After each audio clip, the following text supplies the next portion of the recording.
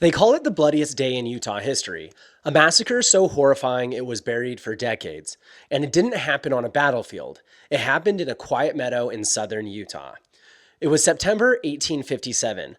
A wagon train of about 120 settlers from Arkansas, the Baker Fancher Party, was traveling west to California. They stopped in a green valley called Mountain Meadows, just south of present day Enterprise, but Utah was on edge.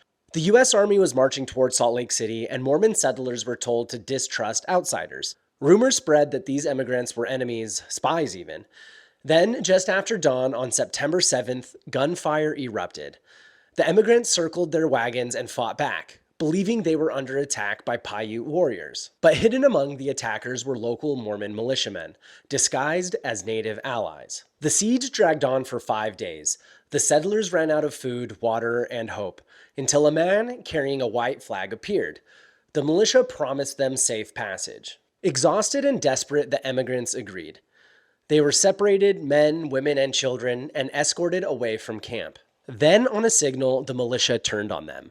Gunfire, screams, silence.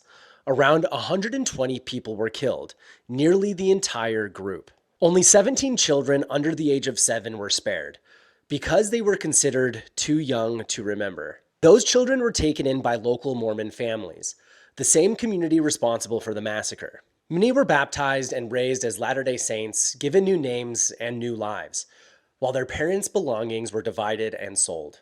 2 years later, U.S. officials found the survivors.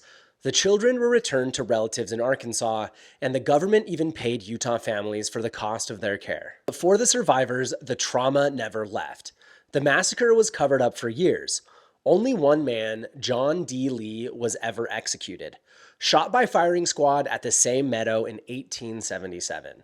In 2007, the LDS Church expressed profound regret, though debate over full accountability remains. Today, Mountain Meadows is calm, a memorial of stone and sagebrush.